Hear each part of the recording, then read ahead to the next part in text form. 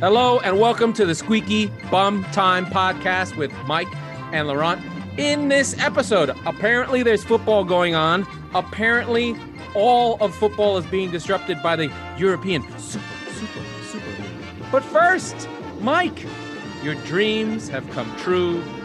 We are going to lead with Spurs news that Jose Mourinho, in the dead of night, while the biggest fucking news story that's hit European football in 80 years happens, has been let out of the fucking moon door and has been dropped into his own Portuguese Porto oblivion. What say you about the Mourinho era? I went to bed last night trying to wrap my head around the entire Europa Super League thing, and I woke up at 7:30 this morning, and the news had broken right after lunchtime in England, in London, that Jose Mourinho has been relieved of his duties as the Tottenham Hotspur manager. And I immediately felt like $1 million. It felt so good. What's fun? It's pretty trolly by Daniel Levy. 6 days before the final. Yeah. You know what? Good. Because fuck him. I'm just so glad that he doesn't get the opportunity to lead us out. And furthermore, everything, I mean, we've talked about it till I blue in the face on this show, but lots of Mourinho, lots of Brighton content on this podcast. But so it's just, I was just so goddamn tired of thinking about it, saying it, hearing it. I went on Chris Cowlin's post-game show on Friday. Thanks. Shout out to Chris for having me on again. We'll put the URL to the show in the yeah, absolutely. It was just it was an hour-long slog of like, this is what we are now. And here we go. 3 days later, we're good. We're out of the woods. And Brian Mason, one of our own, right? It's 18 years at Spurs. For those that don't know, he had his injury, a bad head injury, and his career cut short. He's like the Jimenez injury. His head was cracked open, and he almost. Yes. Yeah. It was very, very serious. There's no way he could have played again. Yeah. But he immediately started working on his coaching badges. Pochettino was one of the guys that brought him along. Yeah. Both on the pitch and as a manager. Yeah. And working with the youth team for Spurs. And so he was given the reins, the keys to the castle here. I think it's a great play. They're going for the love bounce. They really have to, because and this is the thing, is that Levy knew this would soften the blow of the Europe Super League, right? Spurs, you fucking daft. What are we doing there? So Mourinho's gone, ding dong, dead. Yeah. That is the transition. Now, let me just try and go back in time. There has been a slow and constant build within football for big clubs to earn more of their keep. This has been going on for 30 years at least, basically since the start of the Premier League in 1992. The same teams involved in this Super League in Europe, Spurs, Arsenal, Manchester United specifically, were the founders of the Premier League, which was designed to sell television rights. This is the same thing again, designed to sell television rights, but a little bit different and a little bit worse. So this has happened before and has been happening periodically. Every time the Champions League changes, it is because the clubs threaten UEFA, who are the governing body of Europe, with, if you don't do X, we're going to leave. This is the final moment. They look like they're going to leave, like it's on. So there's 12 teams. The 12 teams are, off the top of my head, Juve, all the three Italian teams, Inter, AC, 6 from the Premier League, the Big Six, a.k.a. the teams with the most money. They're not actually the biggest 6 in terms of championships and whatever. They actually are, I think, weirdly. Arsenal, Spurs. Hey, but Spurs commercially, like I said, Sugar was one of the founders of the Premier League. Yeah. Hey, you guys have a cool stadium. Come on aboard. Right, all right. Let's beat the shit out of you every year. Spurs, Arsenal, Liverpool, City, begrudgingly, I'm going to give them a begrudge. Manchester United, and Chelsea, right? The Big Six. It's a terrible term. There's other teams that are probably better history, bigger, whatever. 9. You've got Real Madrid, Barcelona is 11. And there's a loner. Atletico, yes. Yeah. and Atletico, And so, who really also have no right to fuck. Okay, and so just really, no, not at all. And so really understanding this, right? They're going to get 3 more members, founding members, they're calling it. So they're going to have 15. Right. They are alluding that it should be, if they had their druthers, it would be PSG, Borussia Dortmund, and Bayern. Right. But they're waffling. And so that'll be 15, and then they'll have 5 rotating spots, similar to how, normally every league qualifies for the Champions League now. But the problem is there's going to be 30 leagues vying for 5 spots. It's 5 spots, right? Basically, it's whenever Ajax is good, we put them in.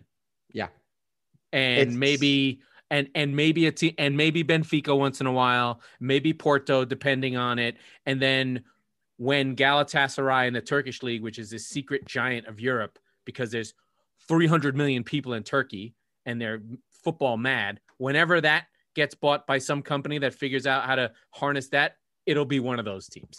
And it makes you wonder if there's going to be a team in Dubai, if there's going to be a team in Shanghai, but we'll see. So for I think the more interesting piece is, like, you can go online and see basically a 99.5% reaction is this is the end of football in England from the English fans, because they have the most teams at stake, and the consequences of breaking away from European governing bodies of FIFA and UEFA and the Premier League and the local leagues is they are going to, these entities that have a stake in having these teams in their league can threaten to expel the teams from their leagues, expel the players from any competitions they govern, and basically say, you want your own league? Go ahead.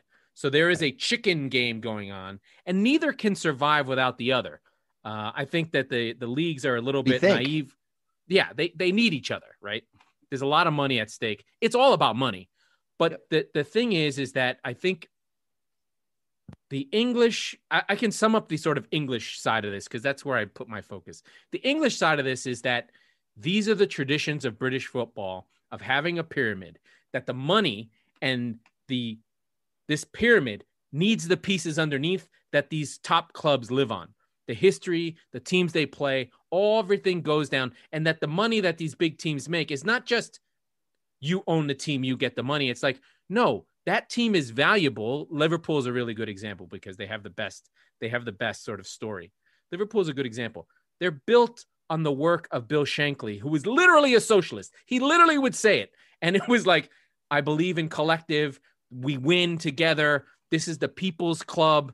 And they have the history of like kicking out bad owners, and that the value of Liverpool, which they bought, which the Fenway Group bought as a distressed asset from Gillette and the guy who owned the Texas Rangers. I can't remember the other one. Tom Hicks and Gillette. They owned Liverpool. They almost drove the team into the ground. And they almost fucked up in Texas too, by the way. They got bailed out by George Bush Jr. That's right. W. Yeah. And they bought it for something like, it's so ridiculous to think about what FSG bought a team for. They bought Liverpool Football Club for $200 million. What would you say now? They're about $2 billion. Yeah. Right.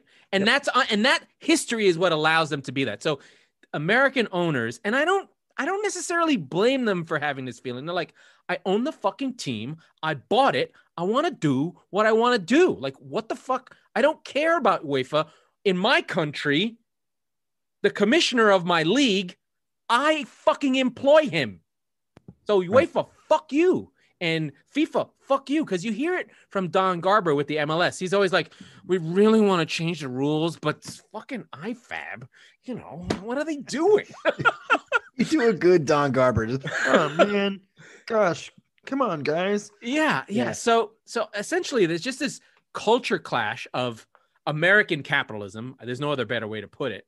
And European collectivism, idealism, traditionalism. I think that's really the ideological clash going on. And basically, Europe is becoming more like the United States historically. Yep. Like Americans, we're just like, what do you mean the teams are trying to make money? No shit, the team is trying to make money. They always try to make money. We should show up because we're fucking morons. So okay, and let's put this into we do a pretty good job of this on the show. Let's do put this into American sports teams terms, right? So what we were talking about this, I have the perfect one. Are you ready? Have it. Okay. It would be like if the SEC teams, if LSU, Alabama, Auburn, and Clemson, who are amateur teams, left their league to form their own professional league. What would the NCAA do? They'd be like, you can't do that. It's amateur. The fans would go fucking batshit and be like, you can't not be in college football. And they're just like, well, we're doing it. We're becoming a professional league. We're no longer college students. We're going to make our own fucking TV deal that's going to literally rival the NFL. This is really what it is, right? And Trevor Lawrence is going to be here till he's 35. Right. Or we don't care. But if we do this, those players can't play in the NFL. They cannot ever have amateur status again. They can't even get their degrees. And that would be like the NFL blackballs them and says, you can never be an NFL player and they can never go back to college. But the money on the table for this breakaway SEC professional league is something like, let's say, Bank of America says, we've got $4 billion for you guys to do this. And you just had a season where you had no fans all year. And go. Right? Right. That's really what I think, and that's the thing, right? This has been it's been bubbling for, what would you say, 10 years, and weirdly 15 years? Similar to college football, where there's a lot of consolidation. It's very true. You're not in a big league. You're whatever. If you're like Boise State was in the WAC, they're like, nope, we're in the fucking Big 12 now. The WAC's gone. Or the entire Big East essentially breaking up to be football teams. The Big 10 has 14 teams now. So exactly. Right. But so yeah. And there's literally Big 5 conferences. It's almost exactly the same. It's really interesting to go back to the internet is forever, right? So you've got Arsene Wenger has said this multiple times that this is happening. It's a matter of when. Jurgen Klopp 3 years ago, I think, maybe two years. 2 years ago, said that he's against this. Yeah. And now all of a sudden he's driving the bus basically right into it. And it's that you hit it on the head though. It's after a year where they had no fans. And that hits on two very, very specific and important things. It's two things. Yeah. It's two things. Obviously, it's the loss of revenue that has hit these teams so hard, right? Which ironically, it has not hit them that hard. They haven't been able to operate. They're so inefficient. They run terribly. They're run on especially Real Madrid and Barcelona, who are not companies. They're run as though the YMCA, they run with the structure of the YMCA. Right. But ridiculous. and so here's the thing. They're actually not hurting nearly as much as the other, what would you say, 72 football teams in England who are actually just trying to keep their heads above water. They need the Rob McElhenney's and Ryan Reynolds to come in and just buy the team, just to save their asses from bankruptcy. So that's who's actually really hurting in this, which is not unlike every level of society here in America, right? Who's really been hurting the last year? It's not the fat cats. It's not the Jeff Bezoses. No, it's the middle and lower class. It's the people who are essential workers, right? Right. Yeah, exactly. So you can think of the pyramid as like the lower teams are like the real essential teams. They're the heart and soul of football. Yeah. They're what's really happening. They're dirt and thunder. Like if you go, and I watch this, like Chari, our long-standing secret friend. It's like he's our producer, but he's never on the show. Chari, he's our producer. He will be when we get big. Chari, he likes to make fun of me because I call crap football, and that's CFCP production. Crap football. That is my thing. I really love lower division football. I really like to watch guys that are sort of overrated, have bad touches and suck, because the passion and the fuel for football comes from there. And it does bubble up. And those teams at the top of the pyramid are held up by that cultural significance, but it's their expectation that they are part of the community and that the money filtered down. Right. That's what they want. They want no filtering down. Go back to the pyramid. Think of it as the pyramid is folding in, it's cracking, and it's about to collapse into itself. And the top little sliver just took a rocket ship and just went, fuck it, we're gone. See you later. Yeah. And then they're left to basically eat themselves alive, right? And one thing that I want to stress, like the English, I think, are the ones that are really losing their mind on this. They have the most 721 teams, 92 of which are professional, and then another 40 that are semi-pro. So you've got a crazy amount of teams in England. and they rely on this communist shared system of football as an entity that you're not where you are because you did it on your own. Like, the historical nature of it is so important. And then the other piece that's been stressed is like this idea of competition no matter what, right? From relegation and promotion to into Champions League, out of Champions League. The issue that breaks, it's sort of like a Ponzi scheme where teams are going up and down this 12 pyramid team. The problem is that at the top, you can't go any higher, right? There's nowhere for them to go. So they actually, like you said, that rocket ship, they're just like, well, we're out because we can't go any higher, right? Yeah. We had this Champions League that's all breaking down. And then the other thing I think that's interesting to keep in mind is like this pyramid idea that's in England, that all the teams go up and down, that you conceivably, Mike and I could found a team in the 11th division of England. And if we built up enough money and we built a stadium and went over time and hit all the hurdles, you could potentially within 20 years or a generation actually be in the Premier League. That can happen. It's not there's something called the Phoenix Club. Wimbledon AFC did that. They literally went from zero and now they're in the first division. Now, and I think you're going to see more of those, by the way, as a result of this, if it does come to fruition. Well, my favorite team, #United, internet only team. Yeah. Don't forget to hashtag it, respect. But they haven't played because they got COVID doomed. So there's that. But then, so that's England. But then across Europe, there is also a pan-European side of things where the Champions League and UEFA, they do solidarity payments and pay teams out as well. So there's all this slush of money that's going everywhere, and who controls that money is who's getting fought over. It's not so much that UEFA is corrupt and wants all the money. They want the power of being able to give teams money, right? So that they buy votes, right? And the Europeans are really good about like, I'm not a multi-billionaire, but I control multiple billions of dollars. Right. Yeah, exactly. And so here's the other piece. I said two things, right? So the pyramid thing, we talked about that. There was no fans anywhere. Okay. And that's the important thing, is because it's revenue, but because there's nobody there to yell at you. You don't understand. Like, it's different. And it happened in the US too. It happened with the Cleveland Indians in the fucking dead of night. They're like, we're changing the team. And everybody went, what the fuck are you doing? But nobody was even allowed to be the mascot, the Wahoo thing? Not even the Wahoo. They're changing the name of the Cleveland Indians. Okay. What? So yeah. This is how sneaky they are. You didn't even know that. Okay.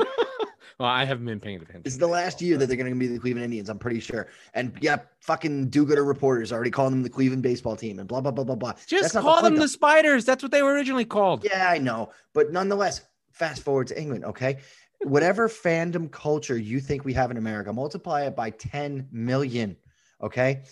And we've talked about it a lot on the show and all that stuff. But the important thing is when it's not there, when that collectivism, it's not being together at the park on Saturdays or Sundays, they have a singular voice, and they express it like nobody else in this world. European, it's literally the three estates that the French had in the Middle Ages. The serfs are the fans, the church is the governing bodies, and the nobility are the team owners. That's literally the same structure. Right. And so where the serfs are getting fucked all the time and these other three are trying to figure out what to do. But they'll rise up if they are getting fucked enough. And there's not enough food for them. If they can't eat, they will kill you. Right. There's not enough. There wasn't enough food, but they weren't even allowed anywhere near the table this year. Yeah. And so that's the thing, is that usually if something like this were to happen, and there have been games every day, and we talked about revolt. They would literally, okay, so we talked about West Ham, a year or two ago, throwing shit at the owner's box and freaking out and people running on the field. It would be mayhem, right? You think BLM is crazy? You wait. You fucking wait, okay? No, listen. Hicks and Gillette got run out of town in Liverpool. Yeah. Because it's a union town. And when I say a union town, I mean really a union town. Like, not a joke. Like 80% of the people are in a union. And they understand collectivism. And they will march on the stadium and all walk out together. It will happen. Right. They will do it. Germany too. Like, you can't even fuck with Germany. They literally have empty stadiums where a whole section will stand up and walk out. They make it known. It's not a joke. Like, this is going to be in my deep history lesson. American individualism, the country is built on you as an individual are sovereign and can do what you need to do to be rich. You can be rich, you can be poor. Collectivism is anathema to Americanism. It just doesn't go together. In Europe, it's not that way. They have what they have because they fought as a group, right? Yep. The European Union. That shit should not exist, yet it does because they fought off fucking Hitler. Ding, ding, ding, ding, ding, ding. Hey, there's right? They fought off Hitler, and then they had to like figure out how to survive together. And that's ingrained in football. Like culture, history, and sport, they're all mixed together, right? Like American sports reflect that, right? One-on-one, pitcher versus batter, the individual matchups, the quarterback leading a group of men together. Football, basketball, an individual sport where we look at the art as the art of an individual player. Our sports reflect it. It's kind of why we don't like soccer that much. We're like, there's an awesome guy on my team. He can't do anything. Why can't he just do everything? Right. But it's ingrained to the sport. And I love it, but I'm having a hard time. Like when something is like a 98, 99% reaction against, my brain wants to go, wait a minute. Right? Let's hold on a second. You know, as I get older, I tend to appreciate different things. One thing I love now more than I ever have in the past is some unique furniture. Not just any furniture, unique custom furniture made by Battle Rattle Woodworks. He's specializing in charcuterie boards for all those parties you're about to host when this weather gets a little nicer. Even better, if you enter the code CHOP15 at checkout, you're going to get 15% off your entire purchase. Massive savings on some unique American-made stuff. Help support your local veteran right now and visit him on social media at Battle Rattle Woodworks. Hey guys, this is Sturch from Chop Sports, and I want to talk to you about a new hobby of mine, and that's real estate. Ever since we brought on our resident realtor here at Chop Sports, that's all I can think about. So we got another one. You know who's really good at this stuff? Jay Devlin of CRG Homes. Jay is out of Myrtle Beach, South Carolina, and business is booming. Whether you're looking to relocate, buy, rent, or literally purchase property and watch your stacks get higher, Jay is the guy to do this for you. He's already in the process of helping me out right now on a possible summer home. Call Jay right now, 843-315-5913, and have yourself a chat and learn about all the perks and tell him Chop Sports sent you. Here's the big dirty secret also is what these people are holding on to isn't working. Right. It's broken. The idea now, I'm not for salary caps or for restrictions or whatever, but if you want solidarity and evenness of things, you've got to find a way to guarantee revenue. You've got to find caps, protections. Like I was just listening, you can't have no relegation and have no parity. Right. Because the same teams will just lose all the time. Right. You know, what makes American sports work is that it is a socialist cartel in terms of an oligarchical cartel where like there's a draft that evens this thing out. There's a salary cap. There's a salary floor. You only have so many players. And those rules and guardrails that are in place make it so that, the Jacksonville Jaguars are the least valuable NFL team in the world. They're worth $800 million or they're worth $1.2 billion. And the most valuable franchise in the NFL, the Dallas Cowboys, are worth $2 billion. In the same league, that's the difference between the teams. Whereas the Premier League is actually a bad example because they do rev sharing actually really, really well. Spain is the greatest example of this, right? Exactly. But forget Barcelona for a second. But Real Madrid is one of the most valuable sports franchises. Most valuable sports. They are number one. Right. Oh, I thought United was number one. Nonetheless, it's Dallas because they own the stadium. But right. Well, it fluctuates between those three. Yeah. And the Yankees are four. And then you've got Grenada or whatever the fuck. Valladolid. Right? I don't even know. Right. Literally, the stadium is in the side of a mountain and there's 4,000 people there. And they're worth $20. Yeah. Right. In the same league. In the same league. And surprise, Real Madrid and Barcelona and Atletico are the only ones who win the league. Yeah. Right. Yeah. I mean, Valencia won. It would again, to put it in it's actually going back to the SEC football terms. It'd be like, okay, this is Alabama's decade. Oh, here comes Florida on the rail. Oh boy. Oh, Auburn snuck in there one year. That's now, Atletico Madrid. It actually is closer to that, right? Right. Because we know that college football there's money in it. There's no doubt that the players are getting paid. Someone is getting paid. Yeah. Whether it's the players or not, the best players go to the same teams over and over again, and the coach controls everything. And they don't have roster limits, right? They have like 150 players on the squad, right? Something right. Well, not for game days, but yeah. Right, but you can have like a you can have a squad or whatever. But it's closer to that, and the passions are closer, and the battles between amateurism and professionalism. Like, think of it this way: American sports were designed with revenue involved, right? But European sports were not, right? In the 60s and 70s, in the 60s, French soccer was amateur. Johan Cruyff, one of the most famous soccer players ever in the pantheon of great players, played at Ajax. His first seasons in the early 60s, mid 60s, he was amateur. And then the team became professional in the 60s. Germany, same. You literally worked for the company that the team was for. They paid you, but it was amateur until recently. So they're coming out of amateurism into modernity. So they're like, we fought about this through baseball, right? Labor disputes, free agency, the draft, all these things designed to basically stop the Yankees from winning. They've done a good fucking job of it. Yeah, they have. But these are the fights they're having. They're essentially having the entire labor dispute and the history of baseball in 20 years. Mm-hmm. Right? Yep. So it's just a fucking shit show. I love it. It's wild. It's wild. And so there's so many unknowns with this. And we talked a little bit about it before. A little bit. We jumped on the show. Okay. So, and we talked about this, 2 weeks ago? We were talking about all the different burgeoning media companies. Yeah, we were talking about TV for rights, and okay, La Liga's over here and Serie A. We still don't know where La Liga's going. Well, whatever, not the point. And Champions League is here, and NBC's done such a good job with the Premier League. Okay. And now CBS has done a great job with UEFA. With Champions League, killing it. Yeah. Okay. What if CBS, NBC, and ESPN all see the top, and in NBC's case, like the top 25%, all of the value of those contracts is gone. They can't play in the league anymore. What do they do? And the really interesting thing, I read a little bit about this. There is so much to read about this move. The whole of European soccer has exploded. It's so slimy because here's what they did. They like countersued the Premier League and UEFA and FIFA before they could even it was a sniper rifle bullet right through their forehead. They never even saw it coming.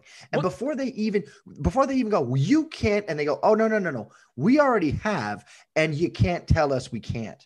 Yeah. And they're what? The terrible thing is that Agnelli, who's the head of Juventus and led this thing, was literally negotiating on behalf of the rest of the European clubs for UEFA. They signed UEFA's deal to change the Champions League to similar to what they're going to do. Then he resigns and is like, yo, we're leaving. Bye. Thanks. We're out of here. And we're taking all of my friends.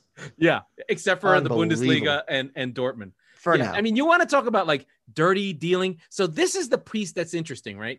It's personal. It's literally individual relationships. That's why they're not getting out of this. Like, it's almost like this is the Duke Ferdinand. Nobody wanted to fight World War I, but someone just shot Duke Ferdinand, and it was the Champions League. And now they're just like, well, we're allies with this guy, so we got to go. Oh, no, we're mobilizing over here. We got a TV deal. We've got fucking JP Morgan's going to all give us $350 million to cover us for the last year while we're out. No, there's no I think it's really over. Like, I really think there's no going back.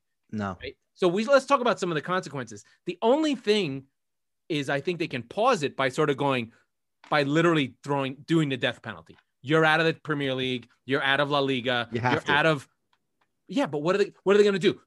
Is the FA in England going to be like, Spurs and Man City, you're not playing this final right now. You're gone. They should. Oh God, that would be funny as hell. Because I think going back to Mourinho, I think Madrid and City, you're gone. PSG. You win the Champions League. You win. What a fart noise for PSG. Like, okay. You're not, by the way, real quick on PSG, you're not joining the Super League because you own the TV rights. By the way, no, yes, but like you're taking this moral stance. Your owners are basically guilty of incredibly heinous human rights violations to get build the stadium. Yeah.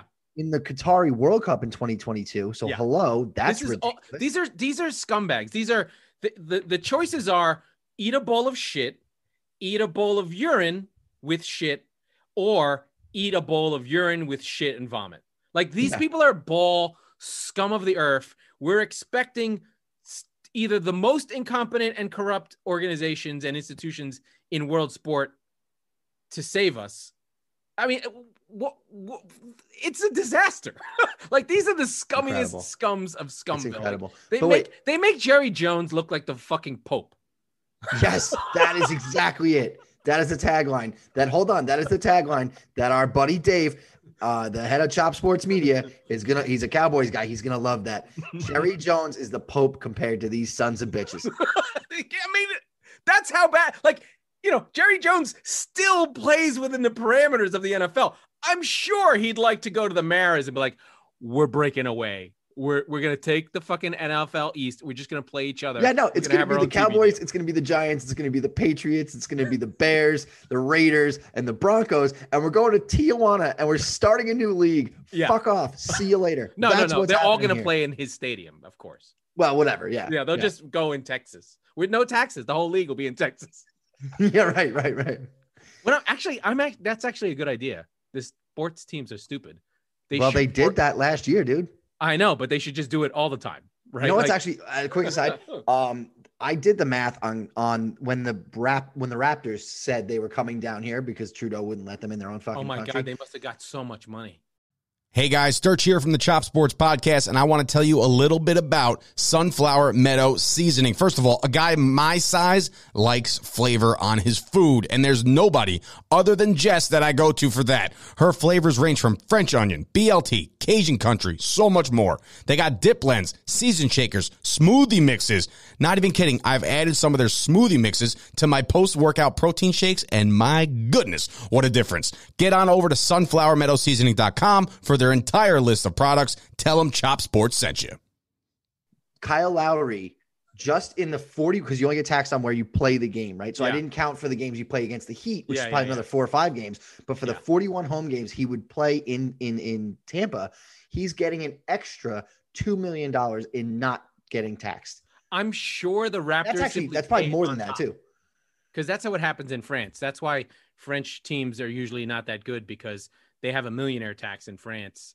And basically, to get a player to play in France, you have to pay him like an extra 40% just to cover the taxes. Right. Okay. And so going back to Steven Stamkos, one of the best players in the NHL, from Toronto, grew up loving the Leafs. And we're all over the place in this one, but he stayed in Tampa.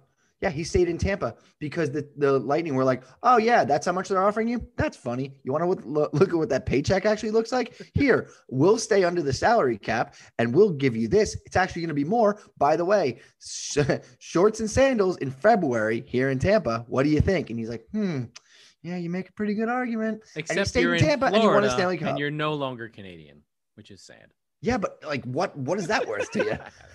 I don't know. Pretty good down there. There's so much going on. I'm super duper pumped about this whole process. It's been almost hard to work. Like, this is like my dream scenario. I love nuts and bolts of weird shit happening. We don't know who's going to televise this new league.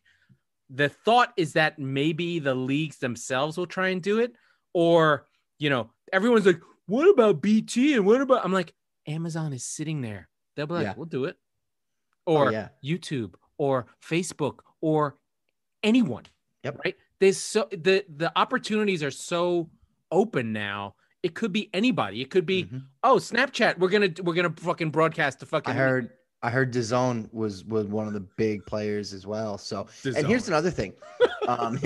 Here's another thing. Okay. And I read this, and this could be conjecture, but it's worth talking about. The idea that I think it was legacy fans. That's a great one. That they killed it. So so they go, okay, well, there's legacy fans, also known as the entirety of your product that you're marketing to. And then there's, I think they called it new fans. And that the new fans are everything. So they're gonna have games in the Middle East, in the New York area, in the States, in Asia. Not only are they want to be freed of national restrictions, right? The team called Liverpool does not want to be restricted to Liverpool and beholden to these. How many Liverpool fans are there in England? 500,000, maybe. Yeah. There's more in New York City. Of course, the 500,000 Liverpool fans who pack Anfield, go to every away game. What they're missing is that the fans they're part of the product. Like, yes, they could pipe singing into the stadium. They could end up with Jumbotron style, "Let's go Reds," but that's fucking terrible. Oh God, it's coming. It's coming. Here's how we know this. It has to. No. Ready? This already exists.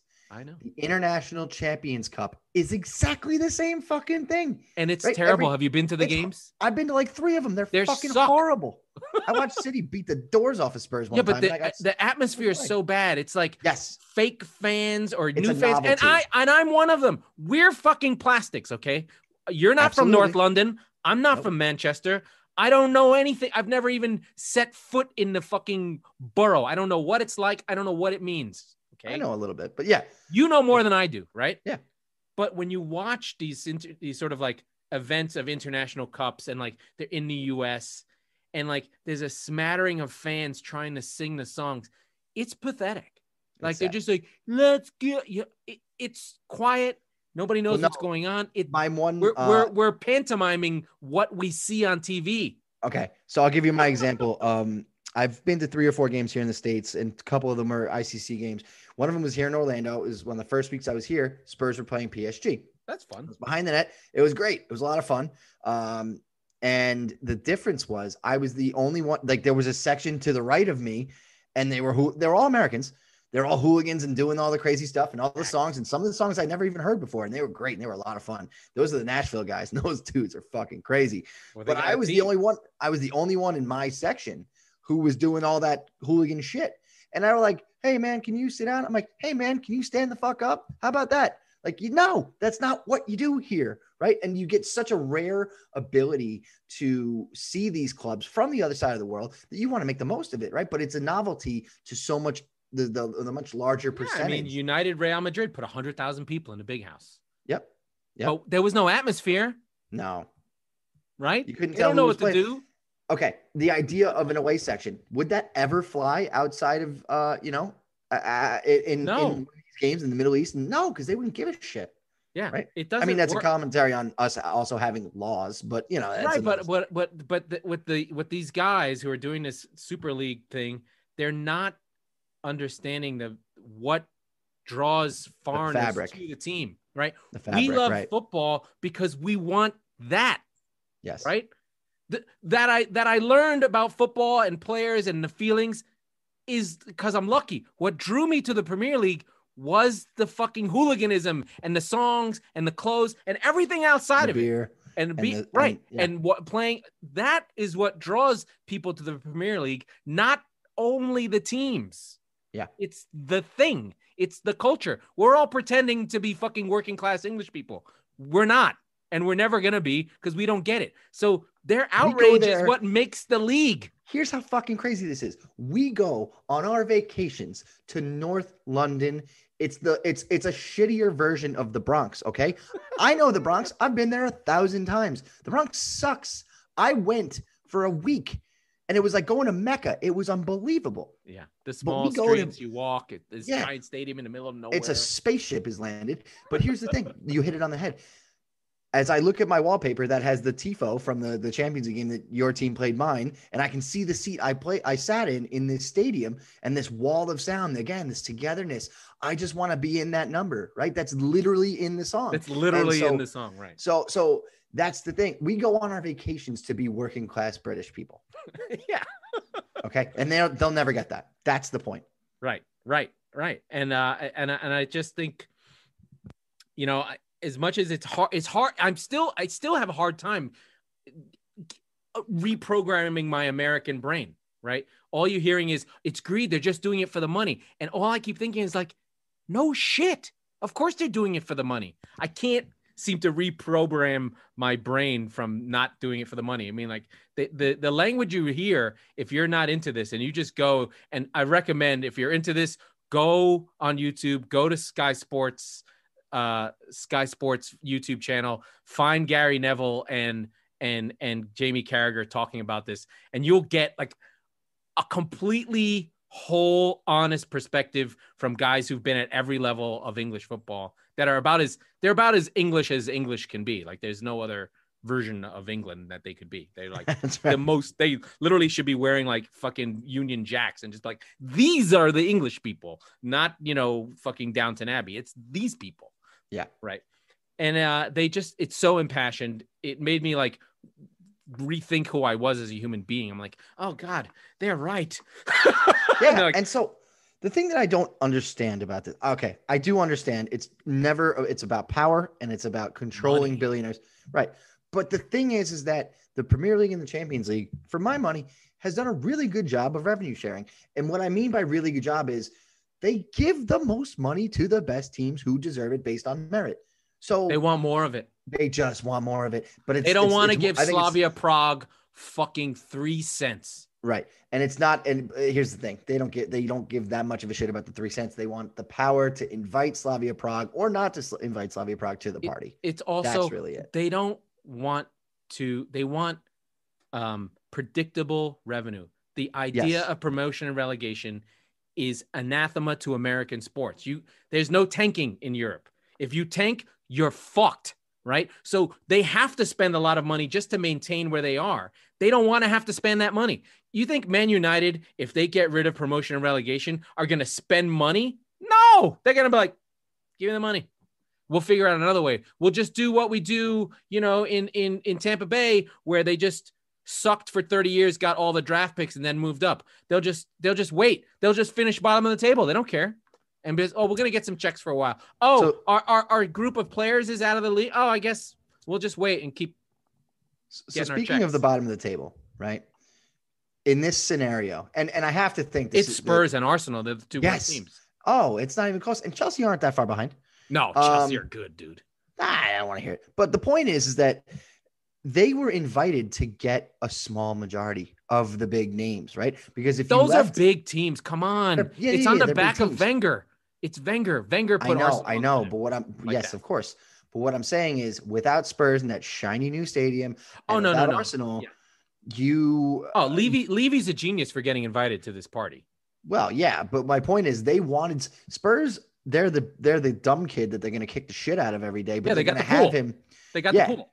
They got the pool, right? That's the rich kid's parents, right? And it's not even the point is they're making more of a play to take more of the Premier League and make them more toothless. If you left Spurs and Arsenal out, which you could have and arguably should have, then the Premier League has more power. So it was about kneecapping the Premier League. Yeah. Well, again, I recommend anyone read The Game of Their Lives or whatever the book is that I read.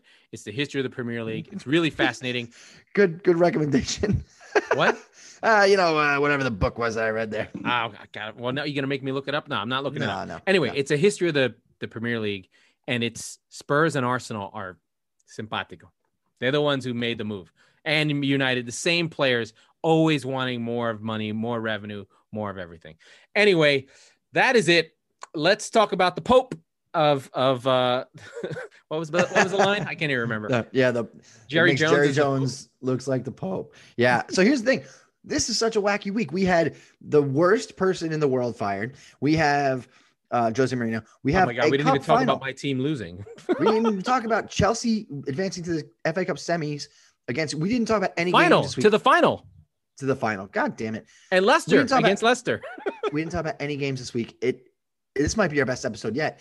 And we're going to come back on Thursday. We're going to come back on Thursday. We're going to talk about a cup final between two teams that aren't going to be in the competition next year. It's might not be in the Premier League next year. At all. We don't know. So, there may be a point deduction. There might be an explosion. I don't know what they're going to do.